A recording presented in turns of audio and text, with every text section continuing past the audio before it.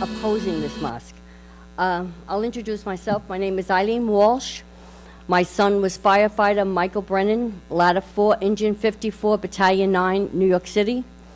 He left his senior year of college as a licensed plumber to go work for the fire department. He received a letter, he called me, and I gave him my blessing because he truly loved it. He was on the department 6 years. He was 27 years old when the towers were viciously attacked by Muslim terrorists.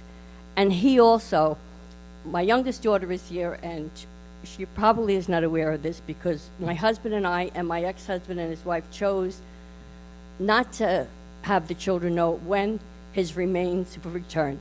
6 times I got a phone call. And it was 2 years ago that I was able to put a tombstone up. I just had a feeling there was more after the first time he was identified. So I relate to Rosaline and Mrs. Bowen with those envelopes coming. But Michael, these towers that were destroyed, there was buildings destroyed around them. One of them was the Burlington Coat Factory. This is the very same building that our terrorists now would like to build an Islamic cultural center. And our towers were destroyed because of the hatred of the American way of life. And now they dare to build a mosque and a cultural center on this sacred site. This action is insulting to me as a parent of one of the victims, and it insults the majority of Americans. It's unconscionable to erect a mosque on a ground zero site. It reveals a lack of compassion and respect on the part of Muslims and non-Muslim supporters towards the victims, their families, their friends, their neighbors, and their communities.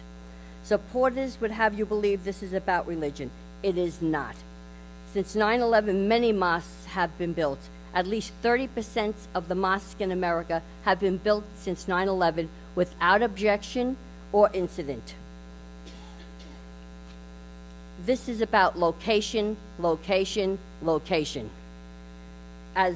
As culture and politics and spirituality are integrated in the Islamic teachings, many Muslims would view this Islamic cultural center and mosque as a victory tower, since it would stand on sacred ground of Ground Zero and destroyed by their Muslim brothers. At this time, I would like to ask moderate Muslims for their support, to support our pleas of opposing this particular location. And at the same time, I would like to ask those that are here to reach out to your local politicians, whether you're from New York or around the country, to ask them to stand beside us. I compliment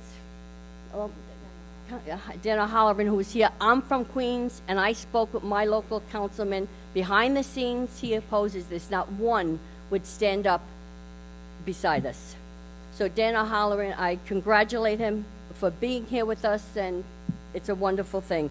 So I would ask moderate Muslims and supporters to try to compromise and come to another site in Manhattan. There are many locations that they can choose. They want this because it stands for victory over America. Thank you.